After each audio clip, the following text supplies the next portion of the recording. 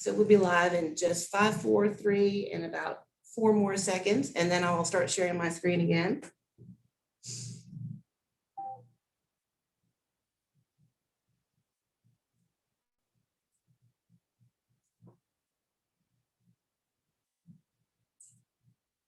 Great.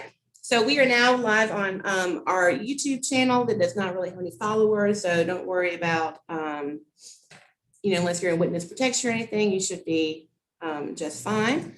Let me share my screen, my Nearpod with you all again. Okay, so as I mentioned, welcome everyone to the 2021 SmartARTS Education Institute. My name is Kimberly Sims Gibbs, and I'm the Director of Arts Education.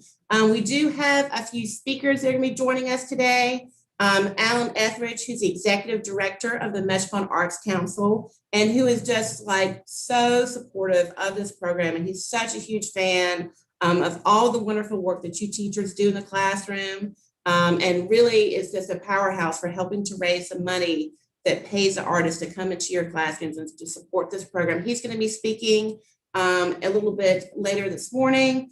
We have Kelly Davis with us, who is a theater SmartARTS teaching artist, and she's going to lead us in a 5-minute yoga warm-up just to kind of activate our brains. And then we also are going to have Cora Hosley, who is a science teacher who's been participating in SmartARTS for a few years, and she's just going to share a little bit about her experience with SmartARTS. I've already mentioned we will be giving you the attendance code at the very end of the training after Cecilia Ho, but you do need to fill out the attendance question for this class. And then basically today, we're going to talk a little bit about the history of SmartARTS. We're going to give you an introduction to what is arts integration. And then we're going to kind of give you the nuts and bolts of how the program works, what happens when an artist comes to your classroom, and kind of briefly go over some of the paperwork as well. So what we're going to do right now is I do have a very short little video that just kind of introduces a little bit about SmartARTS. I'm actually going to let you play this. Is there anybody that was not able to get onto the Nearpod, by the way? Because what I'm going to do is let you watch this actually in your Nearpod so that we don't have sound issues. So you should be able to press the play button on your Nearpod presentation and actually watch the video with sound on your own computer. So I'm going to let everybody take, it's about 1.5 minutes. SmartARTS, housed at the TD Center for Arts Integration, is the Metropolitan Arts Council's successful arts education initiative that helps local artists make a living as artists. And I'm going to stop my share so you don't listen on your own. Offering artist residencies in science, math, history, and language arts classrooms at no cost to the schools. SmartARTS, to me, is simply a way for the artist and the teacher to be able to collaborate and help the students learn in a different way. The mission of the TD Center for Arts Integration is to improve academic achievement for Greenville County students through arts-rich experiences and dialogue, connecting students, teachers, and artists to deeper learning and self-awareness.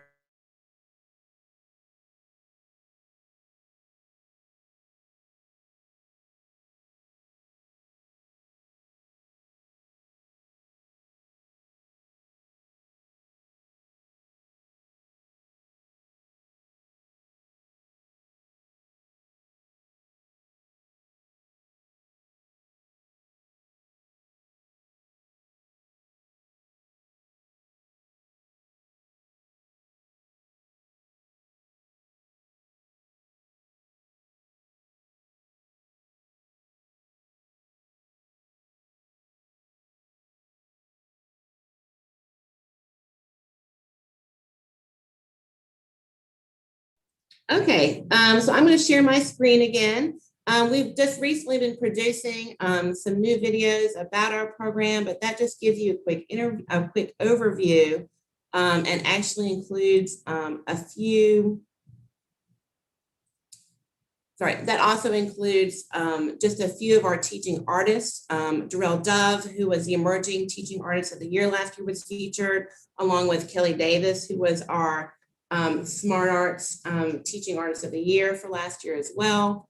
And then Cecilia Ho, who is also an award winner. She is our SEW Year Drive Minority Teaching Artist of the Year. And Cecilia will be joining us this afternoon to lead a felting workshop, which I'm very excited about. It's going to be really fun. We are going to be hearing from Alan Etheridge at some point this morning. But right now, I did want to just make just a quick announcement too. First of all, thank you to everybody who RSVP'd for our in-person lunch on Wednesday.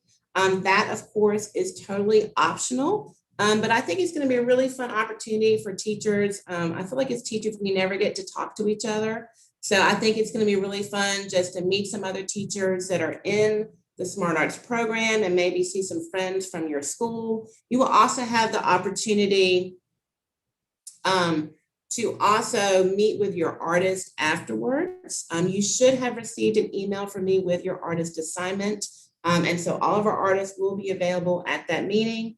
But of course, too, you're probably going to want to have some sort of follow-up with your artist just to kind of maybe dig down a little bit deeper. I mean, Wednesday will be a great opportunity to kind of do some scheduling and preliminary talking. So we're very excited about our in-person lunch on Wednesday. We do have an inquiry question today, which is how can I grow? I think one of the things I love the most about teachers is that they are constantly, I think more than any other profession, finding ways to improve themselves and become better. So kudos to all of you for participating in SmartARTS, but also for all the other work you've done this summer to prepare for the upcoming school year. And then of course, an inquiry question is just an overarching question to help guide our learning. And so in any SmartARTS unit, we will have an inquiry question that kind of bridges the entire unit. I do know that Greenville County is really big into inquiry-based learning. So I'm sure many of you have attended some inquiry-based training in the past. But if not, I'm going to just briefly touch on that later. Right, actually, Alan Etheridge is here now. So what we're going to do is kind of just take a minute and let me bring him into. Good morning. Did we even let him in? Right, so I'm going to stop my screen because I want Alan Etheridge, who's our executive director, just to be able to speak with you all for a minute. And I'm going to go ahead and read his bio. Alan Etheridge is the executive director of the Metropolitan Arts Council. He oversees the largest arts council in South Carolina, which works daily to promote all forms of expression in order to provide a diverse array of cultural amenities. MAC's many programs include a vast local grants program, Open Studios, Flat Out Under Pressure, MAC Connect, and many, many more. You can actually learn about the Metropolitan Arts Council at greenvillearts.com. Many of you visited our gallery at 16 Augusta Street to pick up your supply bag. If for some reason you haven't done that yet, you can still do it this afternoon. And a great way, if you want to get more involved in the arts, is we do actually have a MAC card that we sell that gets you buy one, get one free tickets to most of the theaters in town. And that's a really great way to kind of get out in the community and get a really great deal on some theater tickets. So I'm going to stop sharing my screen. And we're going to let me find out. There's Alan. Good morning. Good morning, Alan. Hello. Hey, Shay. Hey, Kimberly. Hey, everyone Yes. else. Thank you for joining us. Oh, thank you for having me. If you just want to kind of say good morning to everybody and maybe say a few words, and then we'll let you get on with your busy day. Absolutely. I just want to, first of all, say thank you very much to all of you for participating in our incredible SmartARTS program. For those of you who don't know a lot about the history, I'm going to just give you a very brief one. SmartARTS is the oldest arts education program in the state that isn't affiliated with an academic institution. And we've been around since 2002, when MAC was the only arts organization in the country to receive 3 federal grants totaling $2.1 million to integrate the arts into a Title I elementary and a Title I middle school, and also a grant for professional development. So when those funds expired at the end of 2007, prior to that, our board got together and said, well, this has been such a huge success. Is there any way we can privatize it, because we have no idea if those grants from the feds were ever going to be offered again. And we decided, well, we're never going to know unless we give it a try. And man, did we give it a try, and man, did the results have just been absolutely phenomenal. So we've gone from 2 schools, and we have had a presence in 79 of the 101 schools in Greenville County. And even during the pandemic, I have to thank Kimberly for her amazing resourcefulness in making sure SmartARTS stayed alive and making sure artists had a source of ancillary income because they couldn't go into school. So we partnered with Greenville County First Steps to do arts integration in 10 locations throughout the county for children of essential workers, which was just an absolute stroke of genius on Kimberly's part. And I thank you for that. And now, hopefully this will be the last time we have to do a virtual institute, because it's so great to be in person. And I know that's going to come back in 2022, but you're still going to be in for a great treat this week. You're going to learn a lot. And I just want to say thank you. Thank you for, first and foremost, for being teachers, especially during a time that has challenged us in so many ways during the pandemic. And thanks for your time today. And if there's anything that any of us can do for you at the Metropolitan Arts Council, our door is always open. And please come see us, because we always have great local art on the wall as well. Okay. How was that? Awesome. Thank you, Alan. That was absolutely amazing. All right. If you need me, you know, I'm out of town Tuesday through Saturday. Have a great institute. I'll talk to you Monday. Okay. Okay. I'm gonna sign off. Bye. Okay. Have a great institute, guys. Thank you so much, Alan, for joining us. Thank y'all also to the teachers. I do want to also mention, I see that our teacher guest is now here, Cora Hosley. Cora, I don't know if you're ready, but this I think would be a great time if you just want to talk a little bit about your experience. I mean, Cora, did you need me to share anything? Nope, I'm good. Perfect. Great. Okay, well, this is Coral. She is a teacher at Northwood Middle School, and she did virtual last year, but the previous year before that, she was in person. She's done 6th grade, and I think she's done 7th grade in the past as well. So welcome, Coral, and thank you for saying a few words to our new teachers. Yeah. So one of the first lessons I did was heat transfer with Miss Stone, and we did convection, radiation, and conduction. So if you're a 6th grade teacher, you know that's really difficult for them to understand for some reason. So we did 3 different labs. And so one of them, this was all 3, convection, conduction, radiation, and then they made a tie-dyed, and we kind of put it together so, you know, they can hang it on the wall. I always do it with the kids. They enjoy seeing what I make, and it's just really fun. And then the other lab that we did was radiation. They put different objects, and this is sun paper. So we put it out in the sun for 2 minutes, and then they dunk it in water, and then they have like this cool design. So that was really cool. And they did learn, when I did my pre and post test, they definitely improved with convection, conduction, radiation. So I was really happy with that. The next one I did was virtual, which I think we were the first virtual lesson, which was really cool.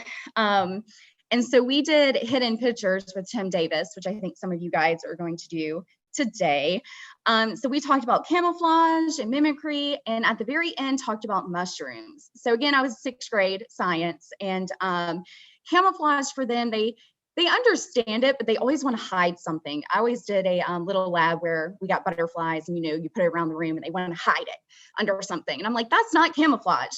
So doing hidden pictures, you know, it has to be obvious. They can't hide it under, you know, something else, because then you can't find it in your hidden pictures. So they definitely understood camouflage a lot better.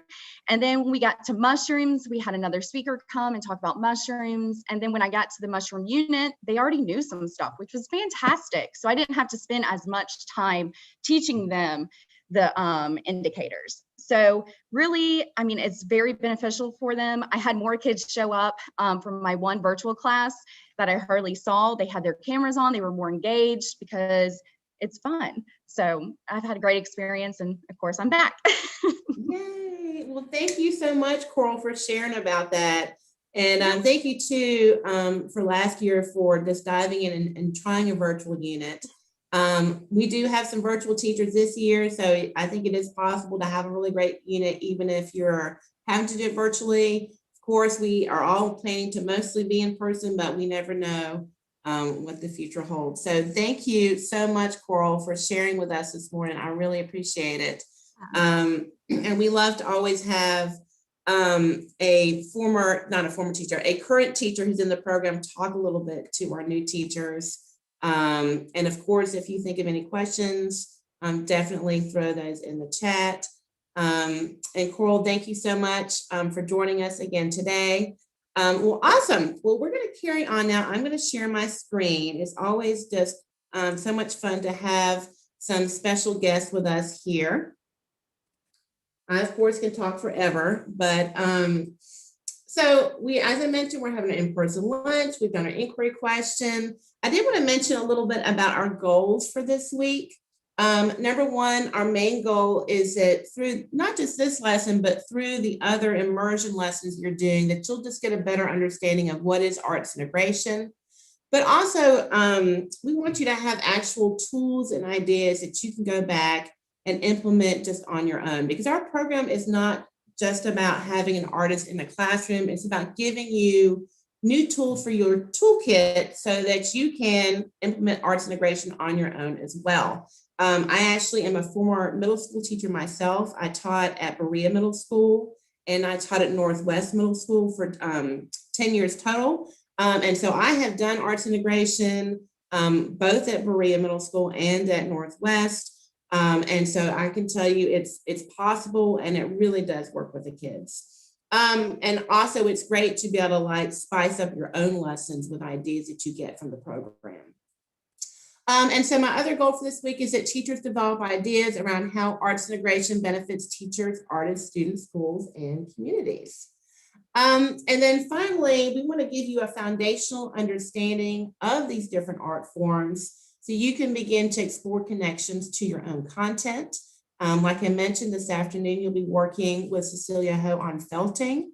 And then we'll also be hearing from Tim Davis on Tuesday, who is an illustrator that does hidden pictures that Coral mentioned, but he's also an author and we'll be doing some creative writing immersion. And then on Tuesday afternoon, we'll be working with Sunny, who is a wonderful printmaker and muralist. And so she's going to give us some great ideas for using printmaking in our classrooms. And then finally, our goal is to basically encourage collaboration between yourself and an artist to help you integrate the arts into your classroom. One thing that's really interesting to me is I used to also work with the Alliance Theater, and we have so many teachers that you guys get to go to, let's say, a workshop on Tableau, or you go to this other workshop and use another art form. But sometimes it's really hard to see how that's going to work in your own specific class, because I think our classroom situations are all so different. And so what's great about having an artist come actually to your specific classroom and tailor a lesson to you and to your kids and to your curriculum is that then you can kind of go, oh, now that someone's in my class with me, helping me implement arts, the arts, now I can really see how this will work. So that's really part of the goal of having an artist come and work with you, is that you can replicate some of the things that artist does once the artist is gone. Okay, we are going to have a little brain break now. I'm very excited because we have Kelly Davis with us, and she is going to lead us in a little 5-minute yoga practice. So I'm going to mute my mic and put it on speaker view, and hopefully that's going to make it so that we can see Kelly. So Kelly, if you... Good morning, everybody. Can everybody hear me okay? Yeah, great. Okay, so if you don't mind, let's go ahead and stand up. I know we're working in small spaces. And then we're going to place our fists together like this, and that's going to measure the distance between your feet. So go ahead and bring your hands in between your feet. And that should be about hip width distance. And then from there, let's stand up nice and tall and find our mountain pose. On our inhale, we're going to reach our arms out and up, gaze up towards your hands. Deep breath in. And then as you exhale, let your knees bend as you hinge at your waist, coming into a forward fold. Let's hang out there for just a moment. Shake your head no, shake your head yes. And then from here, go ahead and step your right foot back into a lunge. Lift your arms overhead. It should feel really good in the front of your right hip. Take a deep breath in as you reach your arms up. And then as you exhale, we're going to twist to our left. So you're twisting towards your front leg. On your inhale, we'll come back to center. And then as you exhale, step your foot forward and shake it out. Other side, breathing in, lifting your arms out and up. And as you exhale, let your knees bend and hinge forward. As you inhale, we'll step our left foot back into a lunge. Breathing into that hip flexor. On your inhale, reach your arms up. And as you exhale, this time we twist to the right. Good. As you inhale, bring your arms back up to center. And as you exhale, step forward. So we're going to do 2 more times on each side, going a little bit faster now. So from mountain pose, inhale, arms up. And exhale, forward fold. Inhale, right foot steps back. Exhale, twist to your left. Inhale, come to center. Exhale, step forward. Inhale, arms up. Exhale, forward fold. Inhale, other footsteps. Exhale, twist right. Inhale, center. And exhale, mountain. 2 more. Inhale, arms up. Exhale, forward fold. Inhale, right foot. Exhale, twist left. Inhale, center. Exhale, mountain. Inhale, arms up. Exhale, forward fold. Inhale, left foot back. Exhale, twist right. Inhale, back to center. And exhale, mountain. Well done, everybody. I call that sun salutation for school because you don't have to put your hands on the floor or anything, and you can do it in a small space. Thank you, Kelly. That was great. You're welcome. Awesome. Really fun. It's always good to get a little brain break in the morning. So thank you for helping us get all the oxygen flowing to our brain and helping activate our brains a little bit. Okay, awesome. So what we're going to do now is we're going to kind of carry on with our morning. Let me see if my hair is crazy after doing yoga. I think I'm good. So I'm going to share my screen again.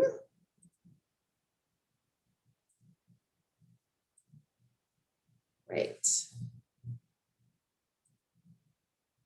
Okay. As Alan mentioned, I did want to give everybody a little bit of background about our program. As Alan mentioned, this is actually our first year doing this, our full institute virtually. Last year we did like an abridged training, but we only did our 2nd and 3rd year teachers. And we just did 2 sessions. So thank y'all so much for kind of going on this kind of a little bit different way we're presenting this year. But our program did start in 2002, as Alan mentioned, when we received 3 federal grants. We were actually the only arts council to get all 3 grants. And that allowed us to basically develop our training that we've been doing ever since. That is that 4-day training. It allowed us to basically come up with the model of having an artist go directly into the classroom with a teacher, and allowed us basically to gather data to show that the program was working. And so originally we were just in Tanglewood Middle School, and then we expanded into Tanglewood and Grove. And last year, before the pandemic, we were actually in 34 different schools in Greenville County, but we have actually been in 75 of the 100-something schools that are in Greenville County as of today. And so basically, one of the things that changed is that when the federal grants expired in 2007, Alan Etheridge went to our board and said, hey, do we want to continue this program and can we raise some money? And so actually, we did not receive any money from Greenville County Schools to implement this program. We raised all the money from the local community.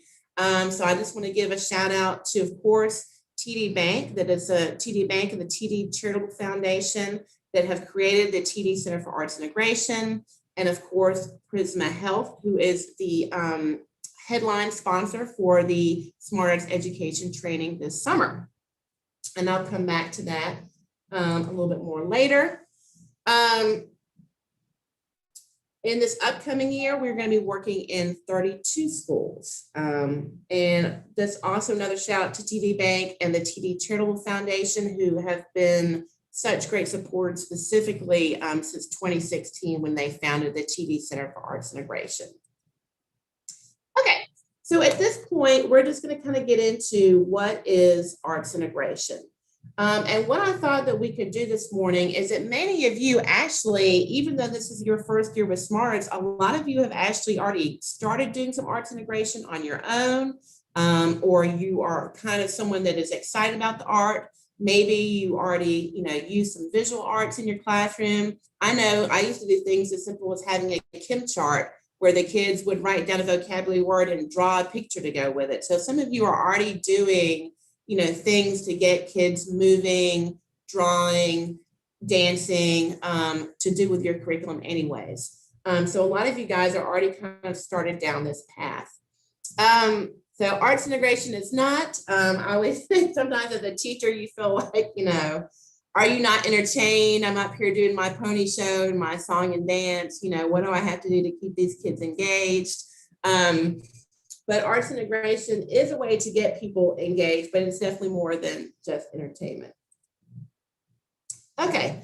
One of the things I did want to do this morning, let me get to the right slide here. Okay, is I did want to take a few minutes to put us in some breakout rooms because as I mentioned, I know you guys already have a lot of knowledge about arts integration. And so theoretically, I'm going to put us in some breakout rooms with about 4 people in each room. And so if you would just take, and I'm going to give you guys a 5-minute time limit. And if you would just take 2 words from this word bank or more, and to create your own definition with that group of people of what you guys think arts integration is. And so I'm going to stop sharing my screen so that we can go into some breakout rooms. Of course, you do have the screen in front of you of what the words are. And so basically what's going to happen is we're going to be going into 6 rooms where you can turn off your mic and just have a little discussion. And then as a group, come up with a definition of arts integration. And I think the easiest thing to do would either to be have one person maybe be the reporter for that definition. And then I think we could maybe even add that to our Padlet when we get back into the main room. So any questions before I throw us all into some breakout rooms? So we are going to write a definition of arts integration that uses at least 2 of the words from the word bank in the Nearpod. Okay, so we're going to assign automatically.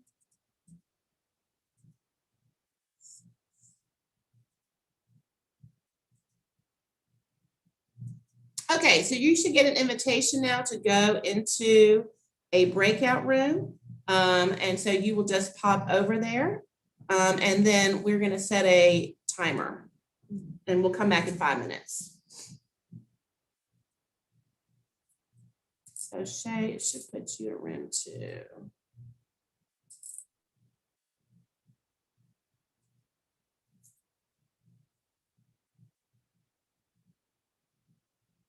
If you're watching at home, we are taking 5 minutes in breakout rooms to create our own definitions of arts integration, and we'll see you back here in a few minutes. For those of you that are at home, you can put your own definition into the Padlet to participate in this activity.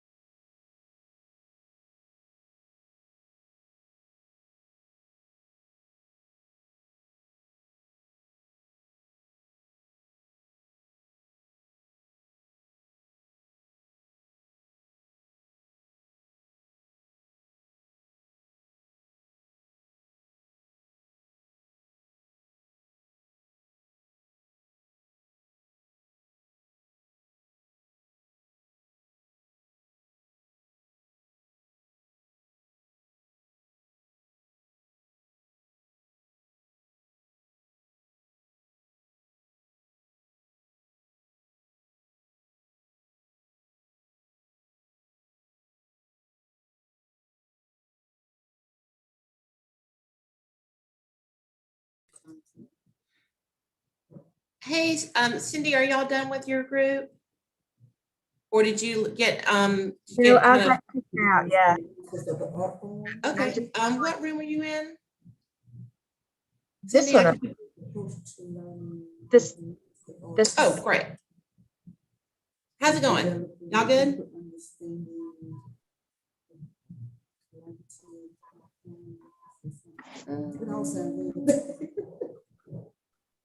Oh, yeah.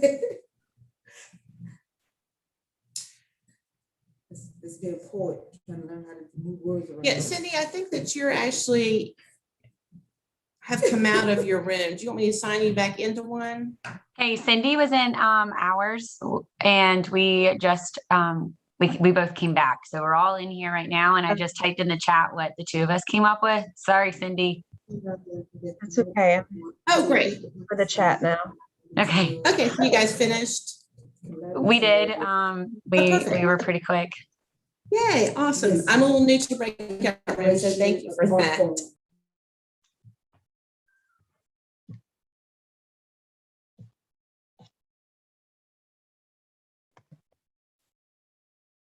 Kimberly, is this the chat you would like for us to put the definitions in? Is she in this? Yes, that's correct. Just put it in this main chat. It's perfect. I think that's Okay. easy. Yes. Thank you. Yes.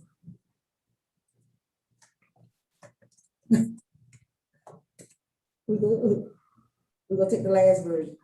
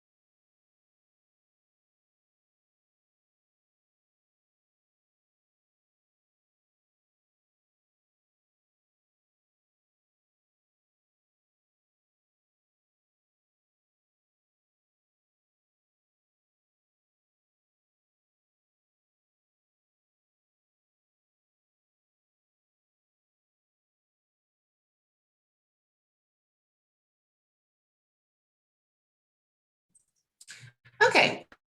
I think we get everybody in our room. Most people are joining us back in the main room at this time. I'm going to close all of our breakout rooms. So one of the things we are going to do is take a second and let a few people share on behalf of their group. Oops.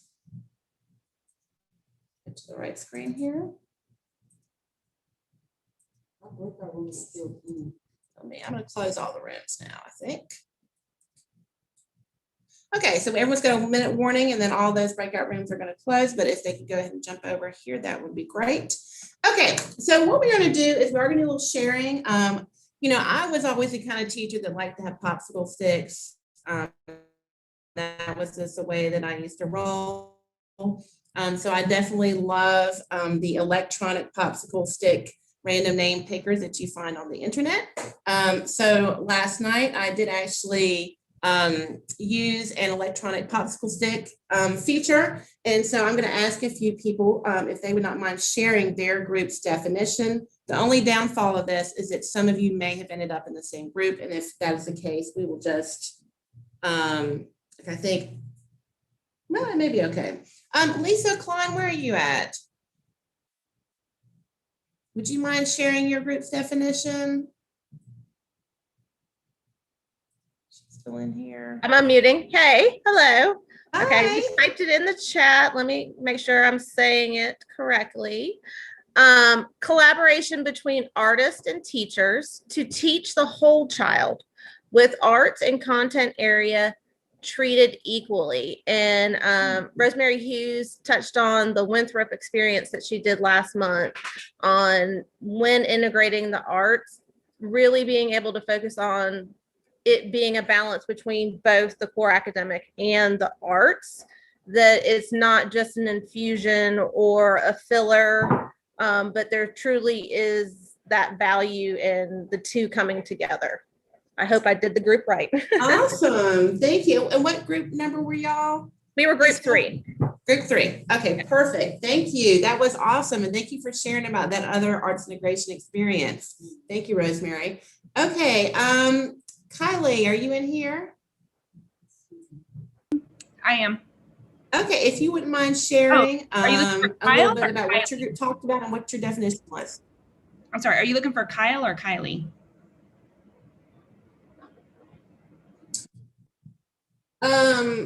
Let's see here. I've got on the Nearpod, Kylie, I think it's, yeah, Kyle, Potpourri or Poppers.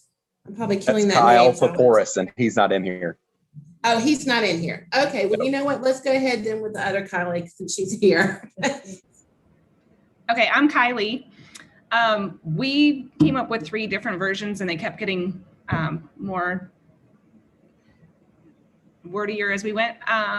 So this is the most inclusive one that we came up with, was our last version. It says an approach to learning that connects the arts to a deeper understanding of collaborative integration of art forms with academic standards. Awesome. Thank you so much for sharing that. Really great. Awesome. Okay. Ms. Sparks, are you in here? Ms. Sparks is teaching virtual school. Oh, she's one of our, okay. Can somebody in her group? I guess nobody was in her group because she's not here right now. Let's do Ashley Sanders. My group, we had a couple of us from some schools that have heavy English language learners. So we were kind of talking about how we've had to, modify instruction to meet the needs of those that can't maybe express themselves verbally or written. So we kind of talked about how we can connect their learning with visual arts by drawing or dancing or, doing theater, acting things out. And then we also talked about how it could be very collaborative among both teachers and students. They're having to talk about their understanding of the curriculum by doing the arts integration also.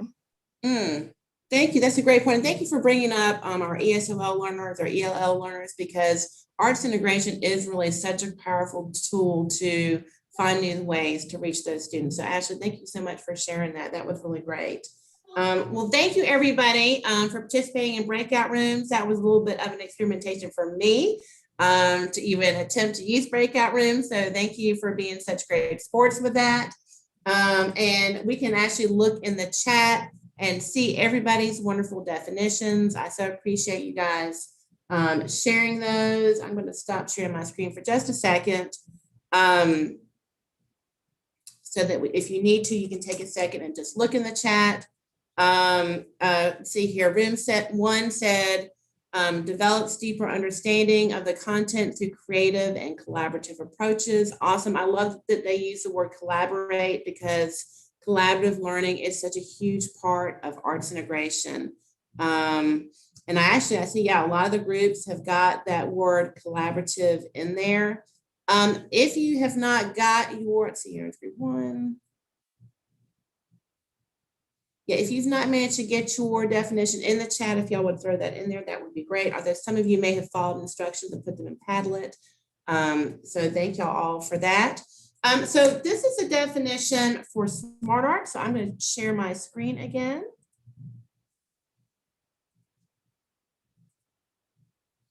So this is the SmartARTS definition, which is arts integration is a collaboration between the arts and other content areas, resulting in a richer, more complete whole that fosters deep connected personal learning in both areas simultaneously. And I think one of the things to really highlight in here is this idea of personal learning and personalizing learning. And that's one of the things that arts integration really does, is help kids connect their own personal lives and their own personal stories and their own experiences to the content through the arts.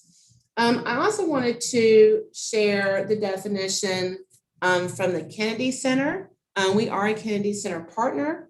Has anyone in here done the Kennedy Center training? I see any hands of people that have done that Kennedy Center training. That is a really great training to do as well. I think they used to actually do some of that at the Peace Center a number of years ago through POP. Some of you that have been around for a while may have even done that POP training. But arts integration is an approach to teaching in which students construct and demonstrate understanding through an art form. Students engage in a creative process which connects an art form and another subject area and meets evolving objectives in both. And I just want to kind of come back to the point that was made earlier, that it is about, equally balancing the art with the curriculum, that both things are equal in an arts integration unit. And that also arts integration is really about the process. Yes, we're probably going to have an end product, but it's really about what the kids are learning as they make that product. So even if they don't create the best piece of art in the world, it's really about what they learn while they're creating the art. I did also throw in the Nearpod just a link to the Kennedy Center, so that if you do want more information, you can definitely get this link. I've also included it in some of our resources that are available today as well. And then I just want to make a few points about arts integration. Number one, as I mentioned, it's bringing two content areas together. So like Coral mentioned, she was doing science with visual arts. And really using those visual arts to help the kids get a deeper understanding of some science subjects that she was kind of struggling to get the kids to understand. Arts integration creates learning experiences. Kids really remember a lot of the content because they're having this really unique experience. It kind of helps really make kind of a memory marker in their brains. It's experiential, so it's really great for our hands-on learners. It honors multiple intelligences and different learning styles. It helps kids develop self-expression. And I think this is important today too. We have kids that spend so much time on tablets and devices that arts integration can really give them some soft skills, some social skills, and some ideas about ways to express themselves, because a lot of kids, just are having such a tough time in this day and age that being able to find new ways to express themselves is really useful. And also it encourages multiple answers. I think it's so tough as teachers that we're constantly teaching to a standardized test, but we know in life there's normally multiple ideas and multiple ways of approaching things. It encourages exploration. It encourages personal meaning making. It actually does a lot for classroom culture, because I think a lot of times kids, through working collaboratively, can make connections to different kids in the classroom. It encourages creative problem solving, which is really important for our 21st century workforce. And it develops focus and concentration, because people can really stop and kind of go deeper into a topic. And finally, it encourages risk taking. And one of the questions I do want us to think about today is how arts integration can meet the needs of students in my school and community. I think I am going to pause here for just a second. If people, it is 10 o'clock, so we've been in the Zoom for about an hour right now. So we do probably have about another 45 minutes. So if you do need to run and grab a water or run to the restroom, I think we will just take a 3-minute break so that everybody can do whatever they need to do for a second, and then we'll just come back here in just a minute. If you've not yet, this would be a great time to make sure you've done that attendance question. I will pop that in the chat. And so we'll come back in at 10 o'clock.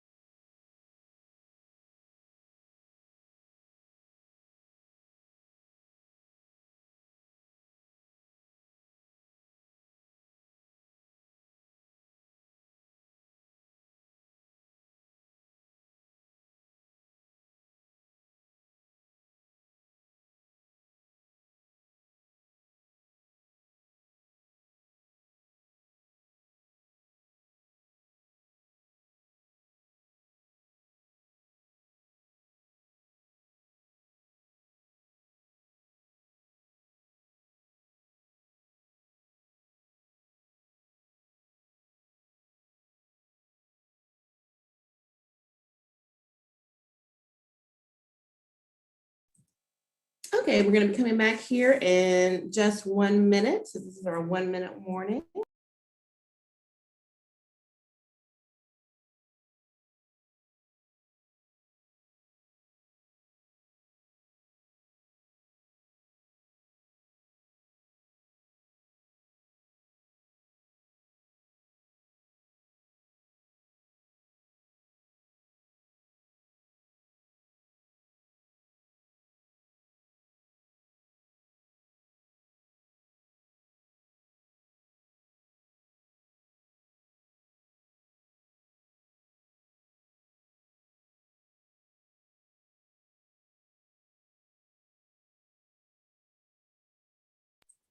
Okay, we're going to give everybody about 30 more seconds and then I'm going to get started again.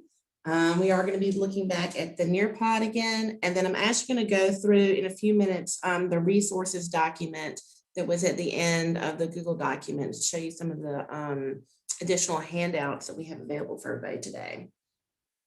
Okay, so back to what is arts integration. I just want to make a few more quick points. I know a few people are coming back in.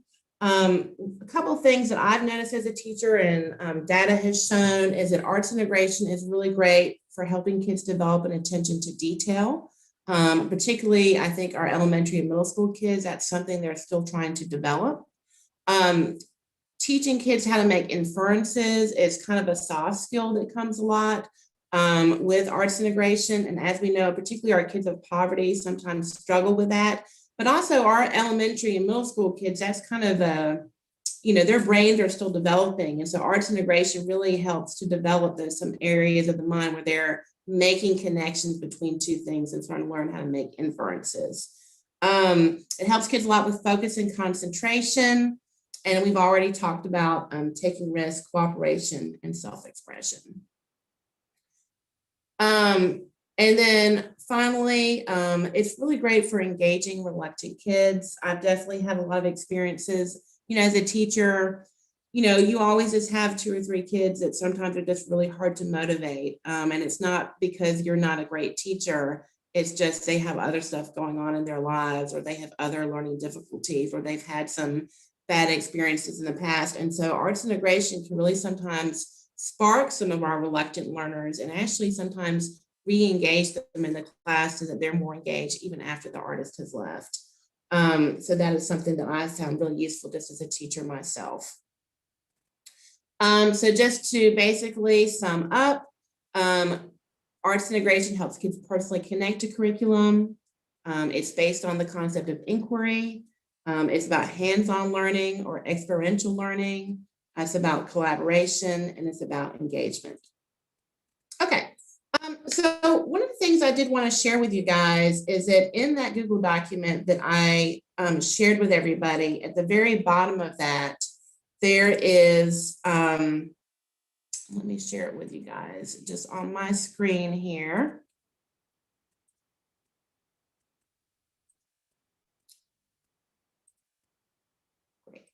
So on our Google document here, if you look at the very bottom, you'll see under number 7, it says resources.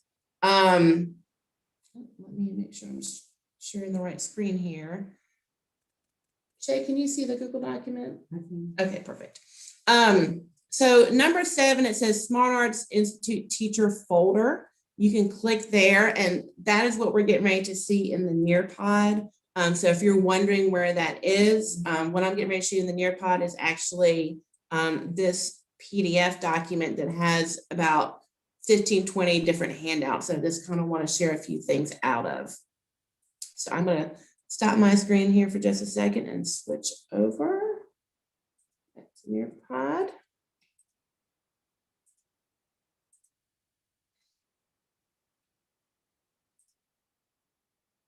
Okay. So some of the resources that are here in this packet is number 1, teaching partners. This is a really great document that just kind of reviews what is arts integration. It gives you a little bit more information, like for example, well, what does experiential mean? It means it's grounded in the standards, but students experience learning content through the creation of art in the classroom. So this is a great just resource for you if you would like some more information. It also talks about the importance importance of reflection, and has some more information too about things like inquiry questions. The third document here is something I'm going to circle back to, but this is kind of like, what is the role of the teacher? When your artist is in your classroom, what is it that you're supposed to be doing? So we're going to come back to that in a minute. The other thing that's in this is actually a copy of the SmartARTS application, which we're going to go through here in a few minutes and talk about how you fill that out. But there's also this really great guide in this packet called Key Questions for Successful Collaboration. And this is just something you may want to refer to when you're planning with your artist. It kind of helps you think about, you know, a way to talk about and facilitate talking between you and your teaching artist to come up with a unit that's really going to work well for you and for the artist. The next thing that's in here is this document that I did email to you, but this is a list of all of our teaching artists. And the reason I gave this to you is that a lot of you may have ABC money or different pots of money. They're going to be coming out through the new federal funds to do with the CARES Act. So if you do ever need to hire an artist just for your school, you are welcome to use any artist that is a SmartARTS trained artist. They're also all on the South Carolina Arts Commission's roster. So that is just, I just wanted you to have that list and just know that you are more than welcome. Your school is more than welcome at any time to hire these artists to do things outside of a SmartARTS unit. The next thing in this resource packet is just a glossary. Sometimes I start, you know, tossing words around like, you know, inquiry or unit plan or tableau. So all this stuff is in here. If you ever get confused and you just want to have a little glossary, that is in here. The other thing that's in here is some information from the Lincoln Center. They have a really great program on arts integration as well. And then I kind of wanted to pause here for a minute. Has anyone in here ever done the Ruby Payne training? Has any of my teachers ever done the Ruby Payne training? A few of you. It used to be big kind of more in the past, but Ruby Payne has really done a lot of studies on how students of poverty, you know, how sometimes that they can, you know, be affected, how that affects their learning in the classroom. And arts integration is really very powerful with students of poverty. And so this resource here just talks a little bit about how arts integration can be used, particularly with like motivation, apathy, but also helping kids feel like they're being heard in the class as well. And finding ways to actually help some of those kids find success. A lot of times our students of poverty have had so many negative experiences where they can't, you know, they're not on the right reading level, you know, they're not doing good on the test. And so sometimes an arts integration unit is a really great way to build their confidence and to help them to find some successes in the classroom. So definitely this is a resource. It is very worthwhile to check out, particularly if you're not familiar with Ruby Payne. Okay. I don't want to spend too much time on paperwork, but I definitely wanted to kind of highlight some things that were in here. There's also a little information on the elements of dance. If you end up with a dancer in your classroom, there's a little brochure about our program. And finally, I did throw the school calendar in. You may want to kind of bring your calendar with you on Wednesday when you meet with your artist so that you can get some dates down for that person. So that is just a quick overview of what is in your resource packet. And let me get us back into our Nearpod. Unfortunately, there's just a little bit, I think, of just information that I just have to get across to you guys. It may not be the most exciting. Okay. So I'm going to share my screen again. Does anybody have any questions at this time? Oh, that's just for the 4K program. Well, darn it. Well, I'm sure that you guys can find the actual calendar. That was my confusion. Thank you for pointing that out, Janelle. I appreciate that. So definitely make sure that you bring your calendars with you so that y'all can, you know, you don't want to plan your unit on an arts, you know, on Martin Luther King Day or anything like that. Okay. So are there any questions at this time? I think this is a good time to do a natural pause and then we're going to carry on. Is everybody good? Okay. Great.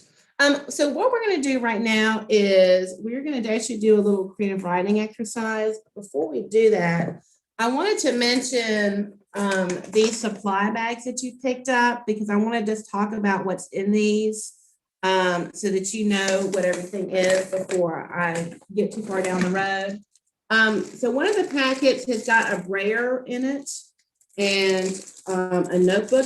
This is going to be the one that's going to go with the Sunny Malarkey class. So this is going to be for Tuesday afternoon. And this is your paint. The other thing that you may want to have for Tuesday is like a paper plate that you can roll this paint out on. So that's something that you would need on your own, is maybe just a paper plate, and probably also like some paper towels, and maybe even like a piece of newspaper that you put down on your table. So that will be for Tuesday afternoon. So that's one of the things in this packet. The other thing that's in here is there is a packet that has a notebook in it and a really cute little roll of masking tape. And inside of this little notebook is some tracing paper. And this is the packet that is for Tuesday morning. So this is for the Tim Davis workshop. And so that's what you want to pull out tomorrow morning. This afternoon, you're going to be doing felting. And so this little tiny packet has actually a small felting board and a needle and everything that you need to do Cecilia's class. So you definitely want to pull this out for this afternoon. And then in here, I just kind of threw in some general art supplies. There's actually a cup of coffee in here. If you are a fidgety person, there's actually some Play-Doh that you could play with during the lesson as well. So, and I think there's like some teacher scissors and just some little extra goodies that I had in the office. So this is just kind of like a little extra goodie bag. And then the final thing that's in here is this book called Mango, Abuela, and Me. And this is a book that we're going to be using on Wednesday with our process drama class. We're going to be using this for the first activity. So you may want to glance at this book before Wednesday. It's a really great book because it's bilingual. And I know a lot of you guys have a lot of Spanish speakers or second language speakers in your classrooms. Okay. So I did want to mention that. If you want to, you can use your own paper, but you could actually, if you want something to write on for this creative writing activity, you could use this little notebook that's in the Tim Davis section, because you're not going to fill that up tomorrow anyway. So you're welcome to use this for the little activity we're getting ready to do.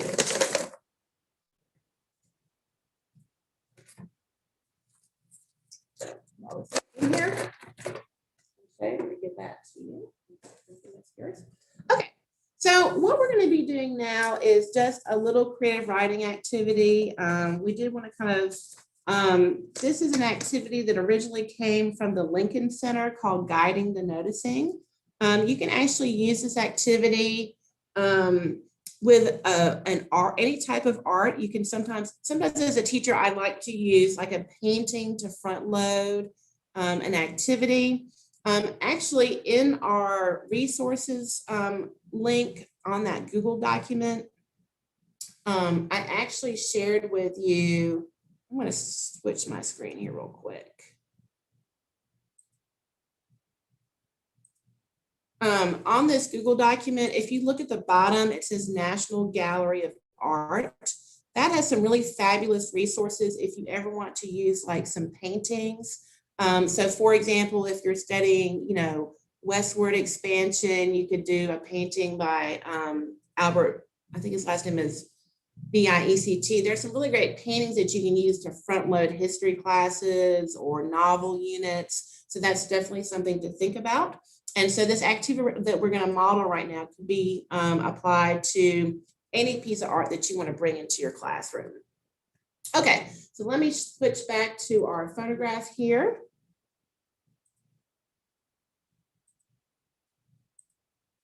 Okay, and so the Lincoln Center calls this exercise called Guiding the Noticing.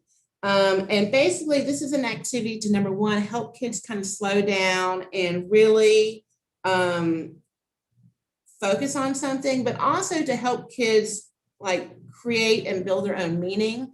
Sometimes one of the problems we have with our low-level readers is that they don't actually know how to create meaning themselves. Like a child cannot comprehend their reading if they cannot comprehend a picture, basically. You know, when kids start reading in 3K and 4K and they're looking at picture books and they start reading those pictures, that's how they're learning basically to do reading comprehension.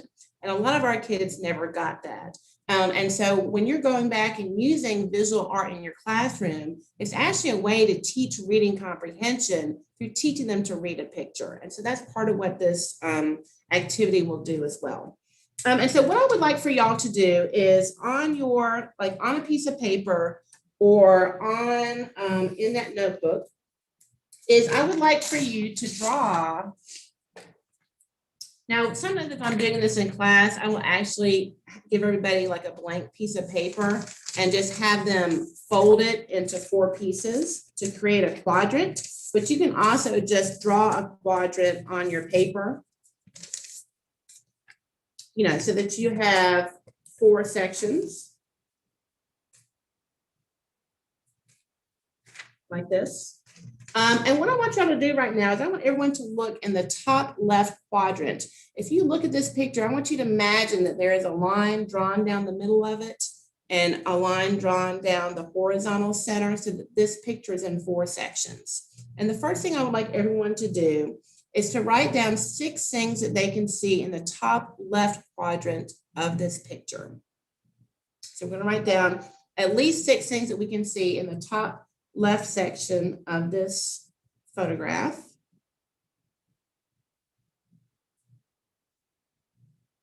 A minute to do that.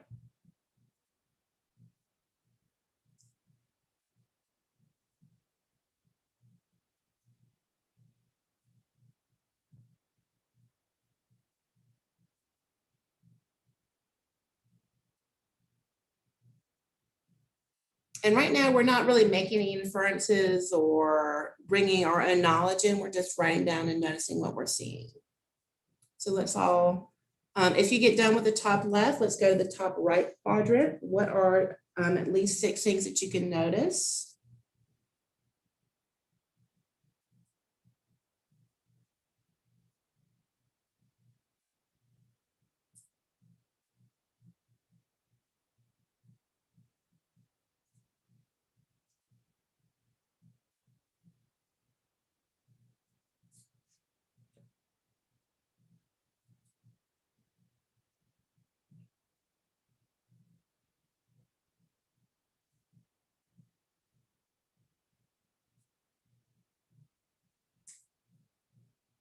Okay, and now let's go to the bottom left corner and write down at least 6 things that we can notice there. We can write down colors, textures, objects that we see.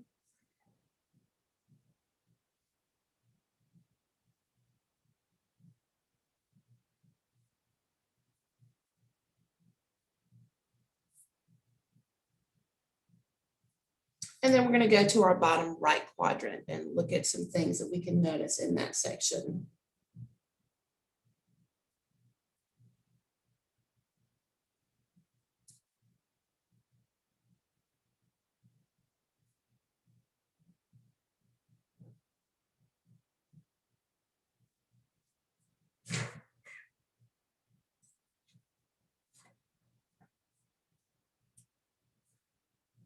Okay, now what I want you guys to do is to imagine maybe what are some sounds they might be hearing at this location, what might be some smells or tastes. Let's use our imagination a little bit and see if we can add in maybe some more imagery, some textures. And I want you to think about too, what might be outside of this frame? What might they be looking at? Maybe make, I think we can move into some inferences now and some guesses. What might the people be looking at in this picture? What might their relationship be? Think about what the relationship may be between the 2 figures. And what might have been happening the minute before this picture was taken and right after. So now we're just going to kind of do some free writing about some inferences that we might have or some guesses.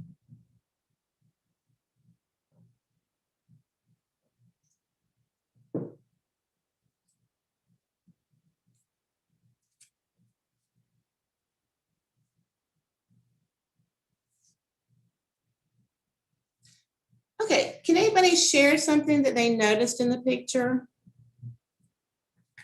We want to share something that they noticed. And you can just unmute yourself if you want to share something, because I don't think I can see everybody. What are some things we noticed?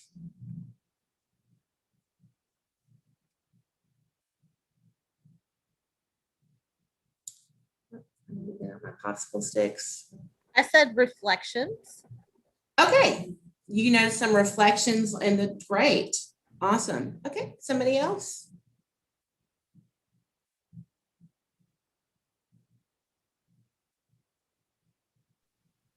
Looks like she's got some kind of a sports jersey on, and I think we're seeing the last part of Brooklyn and something else on it. Great. I noticed her smile. Right. Good. Someone said that they're both looking at the same thing. Someone also said, you know, that you can see her hand through the window. Those are great comments as well. All three have the same eye direction, all three people. Yeah, absolutely. They're all looking at the same place. Good. She's got like the hint of a smile, and he's got more, like almost more concern on his face. Yes, absolutely. Yeah, absolutely. Both of their brows are furrowed a bit. Like there's, even though her teeth are showing, I'm not sure I'd say so much a smile as just looking at their eyebrows, and they're both kind of crunched in and we've got wrinkles in between. So furrowed brows for the adults. Yeah, for a rather little concern. Somebody said they have maybe kind of a little bit of a grimace look on their face. Some concern. Good, good. This was actually taken by a local photographer who's worked with SmartARTS. It was taken in Greenville County. It does not have a title or anything, this photograph. So what I would like for us to do now is we're going to do a little bit of just a free writing exercise. So I would like for you to imagine that you are a student living in this house. And I want you to imagine maybe what are some of the sounds, tastes, smells from this house. And I want you to write a little kind of free writing that starts with the sentence, what I need is. What I need. So you can imagine a student of any age.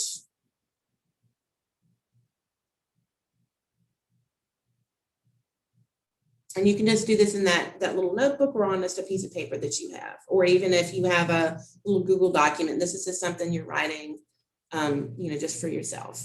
And we're going to take about 3 minutes to do that.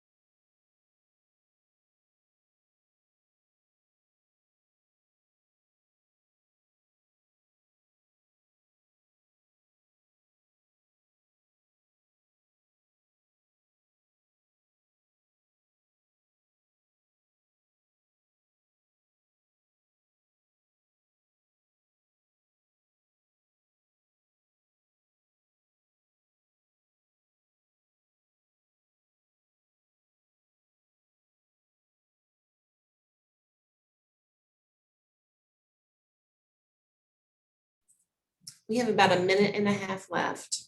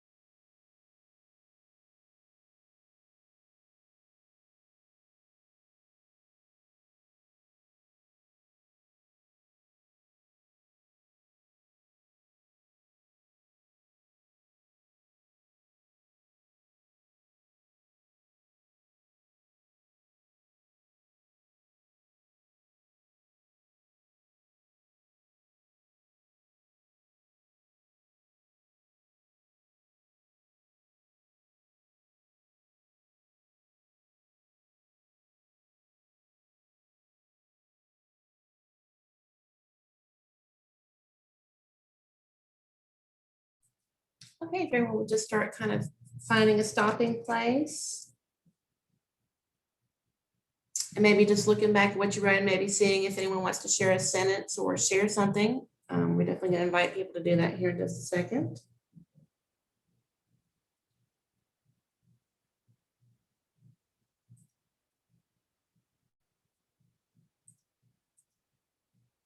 Okay, so thank y'all for taking some time to do a little creative writing. I did also want to mention that someone mentioned the National Gallery is also a great resource. There are tons in the, I think it's the National Archive is like got tons of great stuff from the 20s and 30s as well. And that's definitely a great way to get your kids writing, but also to front load history units as well as even sometimes some science units. There's some really great paintings in National Gallery of Art. It's like things to do with different animals and sharks. So there's definitely a lot of great ways you can include, the visual arts as a way to front load. Okay, so would anyone like to share a sentence or a little section from what you wrote? If not, I'm going to pick on the poet that's also one of our teaching artists is also in this section as well. So let me see. I don't mind sharing. Okay, great.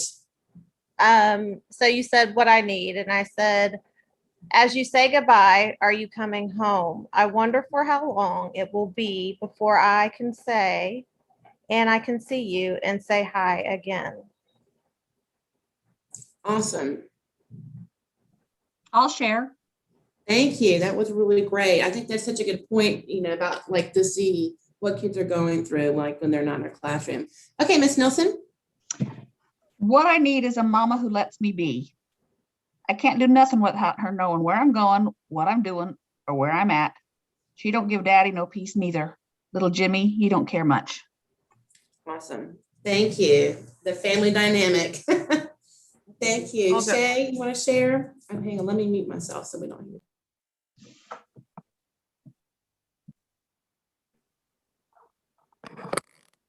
What I need is for my mom to stop coming to the door with that same jersey on every day and Papa sitting in his chair on the porch looking so serious because he has the baby acting like she's 80 and not 8 months. I need to run free outside, but as usual, they are focused on me and my friends kicking rocks in the road.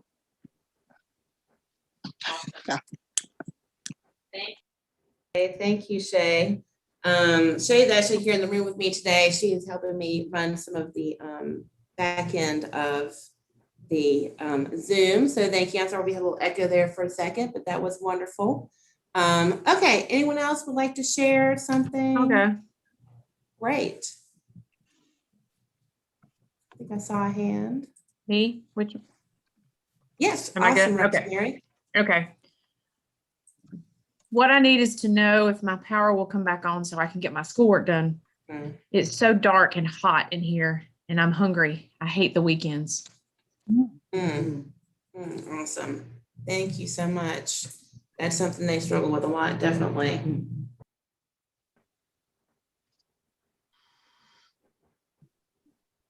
Well, Well, thank you guys for sharing. I think you guys have so many great stories about the kids that you work with, because even if they're, even if you're at a more affluent school, everybody has kids of poverty. At every school in Greenville County, over 50% of kids in Greenville County do live in poverty. So there's more at some schools than others, but it's definitely, something we have to be aware of. And as I was mentioned, the arts are just such a great way to engage those kids and help them express themselves and gain confidence and find their talents. Okay. Thank y'all for doing such a great job with that. Really appreciate it. And we'll be doing a little bit more creative writing with Tim Davis tomorrow morning.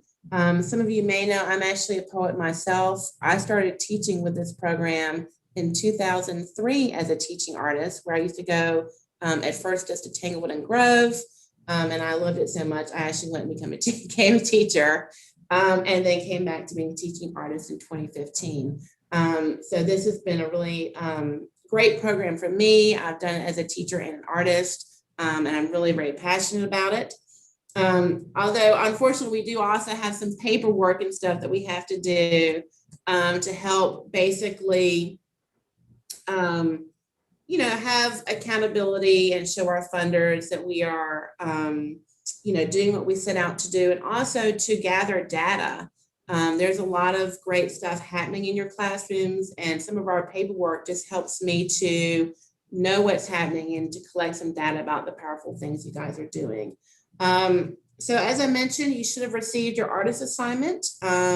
So you may have already set up a Zoom meeting, or you may just be planning to meet your artist on Wednesday. And your artist may actually reach out to you as well. I did want to just mention, what is a teaching artist residency? What does that look like?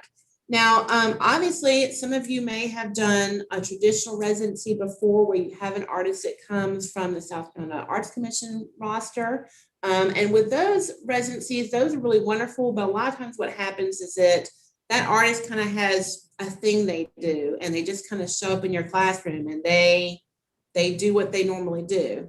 This program is a little bit different in that you actually get to plan with that artist and tailor and basically create your own unit that's tailored for what you need to teach, paired with their art form. So most of our units are going to be, and let me share my screen here. You should see this in your Nearpod as well.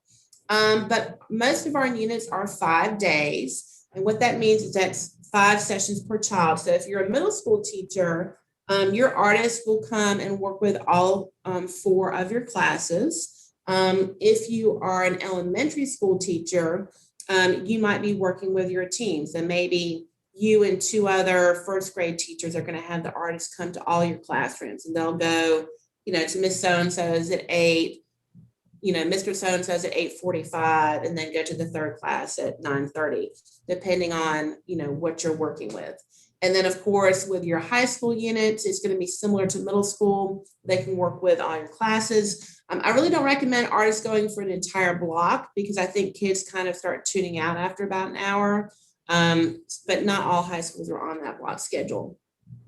Typically what that looks like is the first day the artist is there, they're going to be giving some sort of introduction. You guys are going to introduce the project. They're going to talk about their work as an artist. One of the things that I think is really inspiring to kids is, I remember when I had artists come to my classroom, the kids were like, this is like a real artist. Like, this is like a professional. And so I think that's one of the things that's really important, is having that artist introduce what they do in the community in their art form, because it gets the kids really excited to have a professional artist in the classroom with them. And so you're going to have like an introduction day. You're going to have about 3 days when the kids actually create whatever the project is. And then usually on that last day, you're going to have some sort of sharing or presentation or some sort of wrap up.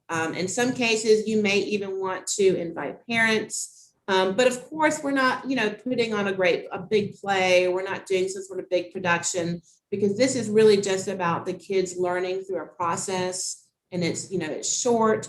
So we don't want to get too focused on that final presentation day, but we do also want to have the kids to have the chance to kind of show off what they've been doing and to actually, maybe share what they've made and talk about why they created it and kind of help connect what they've been creating to the curriculum. As I mentioned, these units are mostly going to be in person, but if you're a virtual teacher, they can be virtual. You may actually, we found it works really good if the artist comes to where you're broadcasting from so that you can be in your Google Meet together. But also too, you can do a hybrid unit. And what that means is that if something weird happens this year, or like you're on a pod that suddenly, a team that suddenly has to go out for whatever reason, you guys can do some virtual meetings with that, with that artist if necessary. So, we want to be flexible this year and do what's going to work best for your school and your situation. Okay. As I mentioned before, when there's an artist in your room, it's still really important that you be engaged. So obviously you guys are co-teachers. When the artist is there, you're co-teaching together. Any type of content. So for example, if we're doing the American Revolution, I might say, oh, well, what were you studying last week? Or the teacher may give a little 5-minute introduction and say, hey, class, remember when we were talking about this last week? Well, now we're going to do this theater lesson connected to the Battle of Gettysburg or whatever it is. So you definitely want to be involved throughout the lesson. You definitely want to make sure that you are providing any vocabulary, important names and events. You probably want to do some front loading. So even though the artist is only going to be there for 5 days, it may actually be a 2-week unit for you because you may start working on the content and the standards before that artist even comes in. You also want to make sure that you're reminding the students of how they're going to be graded. Obviously, there's some kids that are just going to participate because it's fun, but you always have a few kids that if it's not graded, for some reason, they're not really going to take it seriously, particularly when you get into middle school and high school. So you always want to think about, like, are we going to use a rubric or are we going to use a checklist, or am I going to grade, the research that they did for the project, or are they going to write a little paragraph about the art that they made? So think about how you want to assess what the kids are creating for the arts integration project. The other thing that the teacher is going to do is help document the learning. So you guys are going to be taking photographs.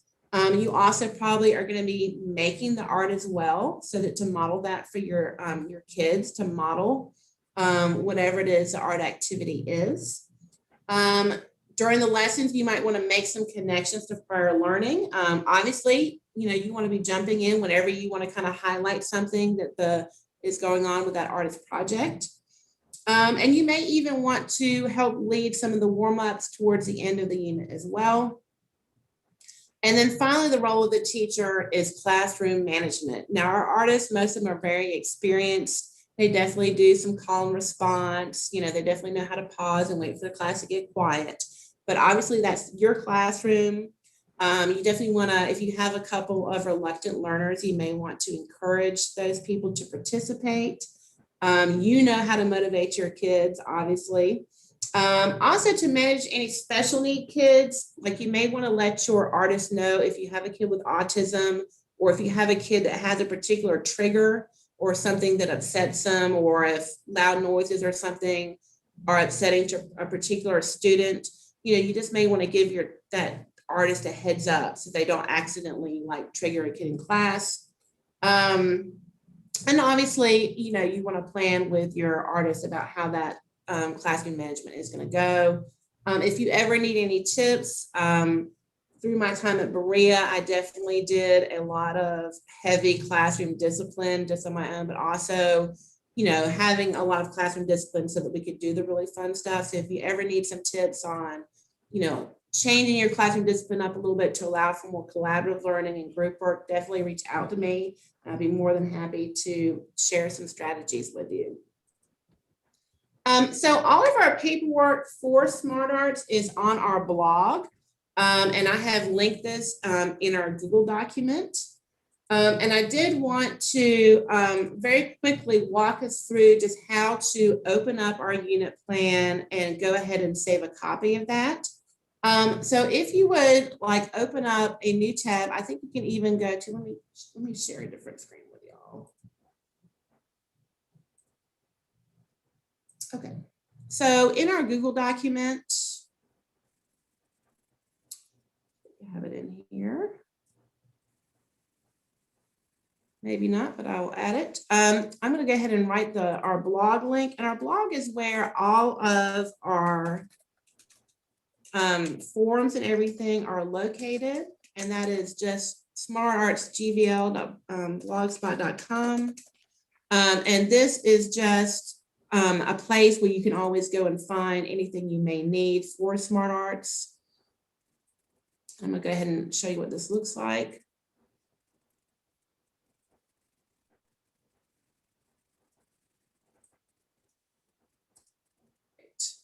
Okay, so can y'all give me a thumbs up that y'all can see our blog here? Everybody just give me a thumbs up that y'all can see it. Great. Okay, so this is where it opens up to. It's got a list right there of all of our schools participating. But the tab that you guys need is this one that says forms. Kimberly, all I can see is a white page that says redirecting you to the blog spot. Let me try sharing. Oh, my screen sharing is paused. Thank you for letting me know that. Let me share it again. Can you guys see it now? That's better. We good? Yeah, awesome. we're good. Perfect. Thank you for alerting me to that. So this is our blog. If we click on forms, it brings us to this page that says, here are the links to our forms on our Google Drive. And so there is a folder that has everything in it, but everything is also linked individually. One really useful resource for our new folks is this unit checklist. And this basically goes through step by step the paperwork that you need for your unit. And we try and keep it as short as possible. But basically, you know, you want to make sure that you're going to schedule your unit by the end of September. It's really important because our artists are working not just for us, but also they go to schools across the state. So you want to make sure that you kind of get on their schedule first so they can come to your school at a time that's going to work best for you. And this kind of just goes through the step-by-step of what you need to do, what you need to turn in. So this is something you may even want to print out just to kind of, I like to have lists and stuff. So that's something that you may want to even just print out there since you are new to the program. All right, let me go back. Stop sharing for just a second. Okay, let me reshare. Okay, and I know we're kind of getting into an hour and a half here, so we're going to wrap this up very soon. The main thing on here that I want you to do is it says unit plan application. If y'all would actually go ahead and click on that, because you do actually have to make your own copy of this document. You're not going to be able to edit it just like this because this is like the one, you know, this is the main one. And so you're going to want to go to File, Make a Copy, and actually just name it with your last name and your school. So when I was teaching, I would have put Sims, Northwest, and then I could actually create my own folder. So I do recommend that you make a folder on the Google Drive for all your SmartARTS stuff, just because then you can just share the folder with me and share it with your artist and kind of keep any like other documents, or if you know, your artist wants to share ideas with you or things, you can already have a folder. And you can create that. Where do we find that? So basically, if you're on, I'll go back again, thank you. So we're here on the SmartARTS blog. We click on forms. And so that blog is this address up here, smartartsgvl.blogspot.com. Let me put it in the chat. May be helpful. So I'm going to throw this into the chat in case you don't have it yet. So I also just put a link in the chat. And it says before the unit on the blog. And the first one is a checklist. And the second one is a unit plan and application. And you just click there. Is everybody able to go along with me? We good? Okay. So once we get to this, we have to make a copy, file, and then we click on make a copy to make your own copy. And that's when you want to rename it. So I'm going to put you want to put your last name and the name of your school. And then you probably want to put it into your own folder. And if you see at the bottom, there's a little plus new folder thing, and you can create a new folder. And I usually just call it my last name, my school, and I put the year. That way, when you're still doing SmartARTS in 25, you've got to find your unit that you did the first year. And I just hit select. So now you can see in our folder, I've created a folder with my last name, my school, and the year. I've renamed my document. And then I just hit OK. Is everybody able to do that okay? No? Okay. Let me see. I got some questions in the chat here. I want to save it in your folder. Great question. So you want to create your own folder. And you want that folder to have your last name and the name of your school and the year.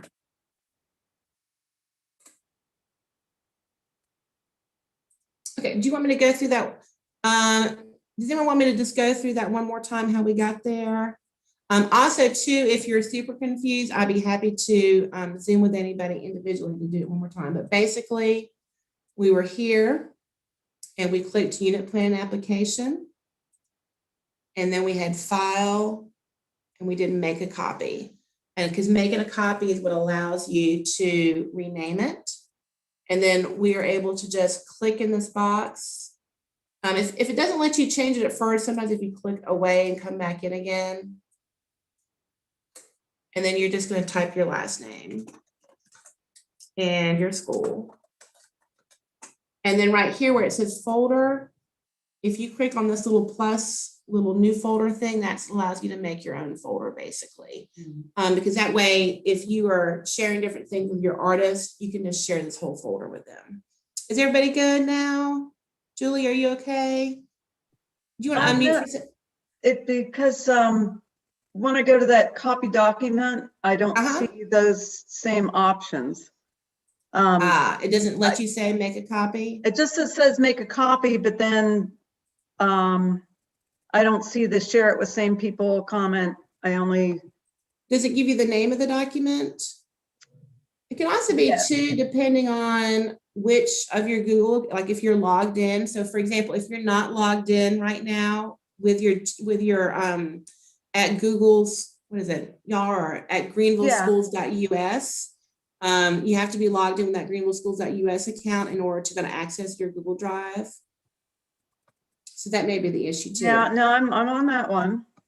Okay. But it says copy document and then only has the folder and it says copy will be created in the shared folder. It doesn't give me the option to create a folder. Okay, does it let you click in this little box? Yeah. On the name? Oh, down there. Okay.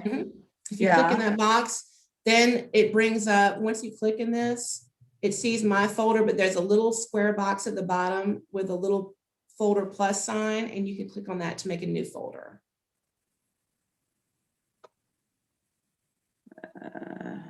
And if you have problems, I can circle back with you, no problem at all. Because that's just to let everybody know, I'm totally a resource. My job is just to help you guys. So if you're ever confused, just send me a text message or we can Zoom together. So you are definitely not going to be set adrift at all. I'm happy to meet with you guys at any time. Okay, so I think right now we are going to just move forward because we are running out of time. I don't want to keep everybody too long, but definitely if you have questions, circle back with me and I will walk you through it individually. So once you have this, when you meet with your artist, that is when you'll want to probably share it with me and your artist, but you can do that later. This document is really just got like just basic, like what's your name, your teachers that are working with you. And the other thing I want to highlight is it does mention your unit inquiry question. And so that just means you guys used to probably do essential questions for your daily classes, but your inquiry question is just kind of like an essential question, but it's bigger and it spans your whole unit.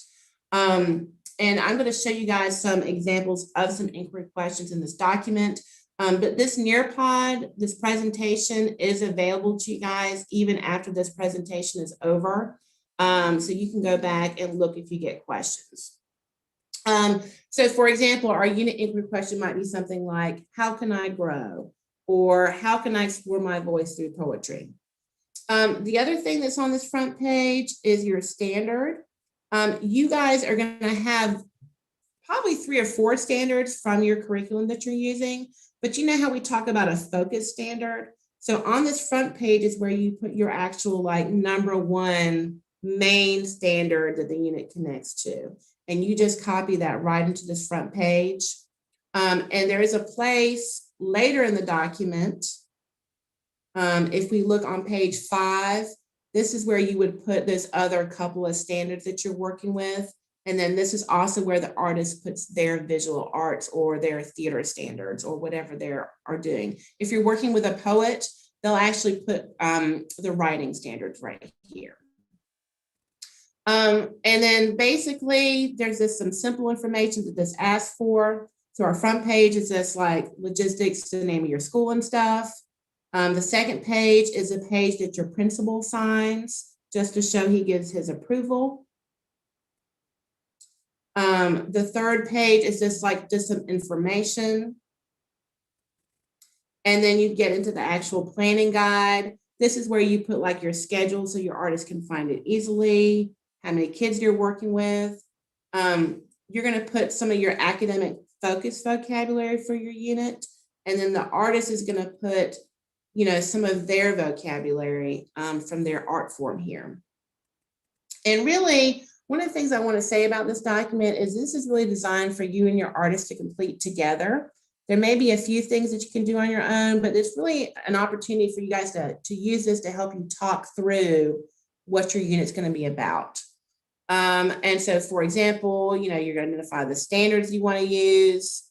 And then these questions like connections are just a way for you and your artist to kind of figure out, you know, what else in your curriculum are you connecting to? How is it going to be graded? There's some information on page 6 here about classroom discipline. As I mentioned, this is really the point of this is to get you and your artist to sit down and talk about how you're going to handle classroom discipline. Because it's better to figure that out ahead of time than be trying to figure it out in third period. So that's kind of why we have that there. And then really, the rest of it is just what's going to happen on each day of the unit. Because this is going to be great for you too, because then you can use this. You guys have to turn in lesson plans to your administrators. So you can just pull from this that week and put this straight into your own lesson planning that you have to do.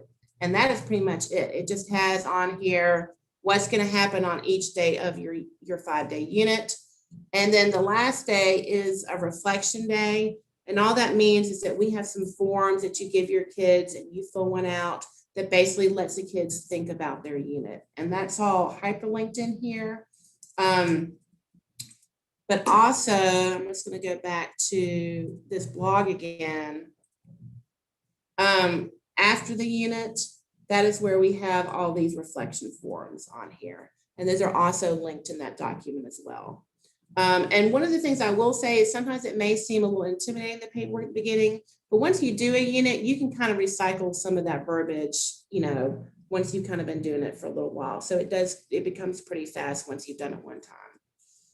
Okay, so let me go back to our Nearpod and we are going to wrap up.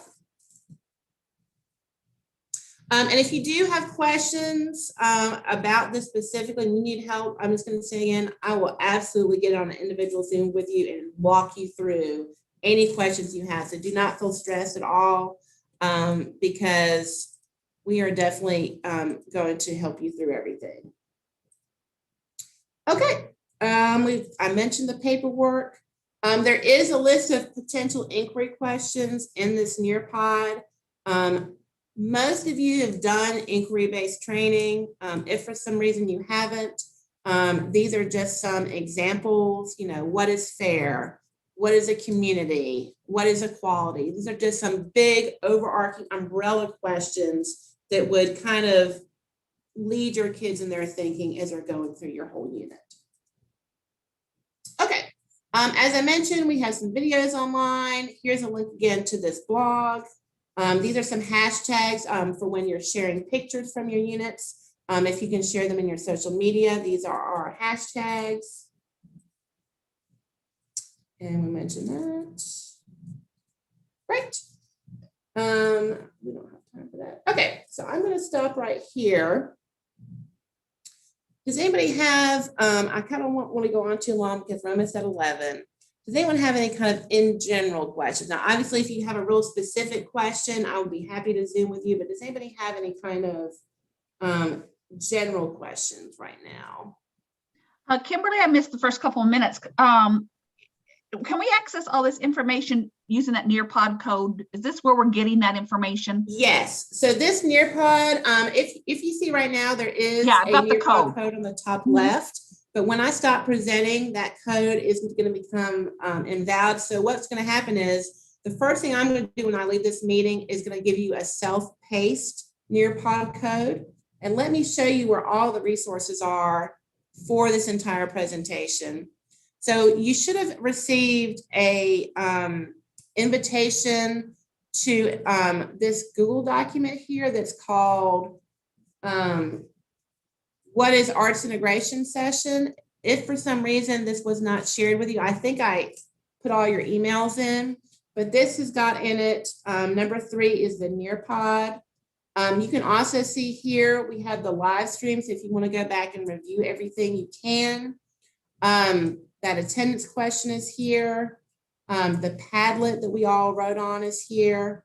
And then some of the resources I mentioned are here as well as our blog. Did you share that with us or email it? I just hit the share button. Okay, you just shared it. Okay. Yes. Okay. Yes, so you're in here. Okay, thank you. No problem. I'll send it again just in case. Okay, anybody else? Thank y'all for hanging in here with me. I know this is like a ton of information in one day, but definitely don't be stressed. As I mentioned, a lot of this is going to become more clear as you go through the rest of the training. The rest of the training will also be more fun because you'll be making art, where this is a little bit more just information session. So, okay, I'm going to stop sharing my screen and just see if we have any more questions. And just to clarify, sorry, and I'll come back to you, Ms. Foley. You will be getting your attendance code after Cecilia Ho's workshop to put in, so you get credit for the full 6 hours today. Okay, Ms. Foley? Really quick, for related arts teachers in middle school, you had mentioned 4 hours to work with the artist. Would there be flexibility for them to work with 6 classes since we have 6 classes instead of 4 as a related arts teacher? So usually what happens if you want to pick, like maybe do a unit that's not with all your kids, there's also the potential too, like if you have some matching funds, you know, we're paying for artists to come for 4 sessions. And if your school wants to pitch in and do the last 2, they're totally able to do that. And how would we find out what that amount would be to go for the full You can day? just send me an email and I can let you know. Okay. Thank you. Awesome. Thank you. That was a really great question. Is there any somewhere where we can see examples of things that have been done in the past with the artists so we can kind of get some ideas for brainstorming? Yes, and most of the artists, usually I pair my new teachers with experienced artists, and so they'll have some lesson plans that they've done in the past that they can share with you. But absolutely, I'm more than happy to. Particularly too, is I can look and if you send me an email, I'll look and see who you're paired with, and I can share a lesson plan that would be a similar art form. Could that be myself? Great, thank you. That's a great question, Ms. Pittman. Anybody else? Oh, our Google Drives are connected through greenvilleschools.us. Okay, so were y'all not able to access the Google? I think I did share because I had all of your greenville.k12.sc. It came through our school email, not through our Gmail. Okay, so you may have to. You push I'll the see. share button. You push the share button. So I thought it would come through my Gmail, but I just looked and it came through my school email. Yes, I think because it was whatever email y'all had signed up in that Google form. So I apologize for that. That's one thing could be a little wonky with the schools if y'all got 2 email addresses. But if you did not get this, I'll just share this link in the chat right now. And that way you guys can get a copy of it if you're having trouble finding it. Right, let me see if I missed any other questions.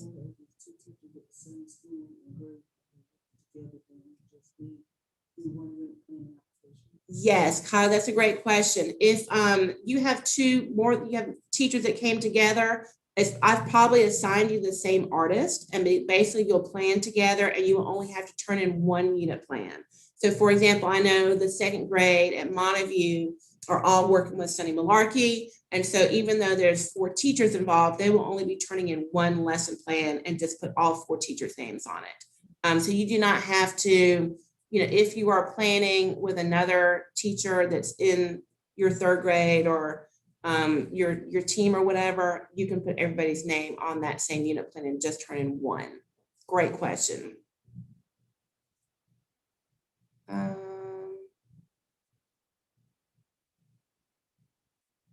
Okay. I think with the, I'll come back. I think with some of the folder thing, you couldn't rename the folder, but you did have to create your own folder, and that may have been the issue, but I can come back and circle back with y'all on that. Does the folder have to be on that shared drive with you? No, what it is you have to make a folder in your own drive, basically. Okay, I was just able to copy the document. Yeah. And then I can create it that different way. I couldn't do it that way that you were doing it. Perfect. Perfect. Great. Thank you very much. I appreciate y'all's patience. I know this is all new. Okay, any other questions? Okay, well, thank y'all for hanging in here. I know this is like a ton of information in one day, but as I mentioned, I'm always available for questions. And I think it will make more sense too when you actually meet with your artists, because as I've said, I've paired you guys all with very experienced people. But definitely feel free to email me or send me questions at any point today. And also, of course, this session is going to be available also on YouTube if you would like to go back and check it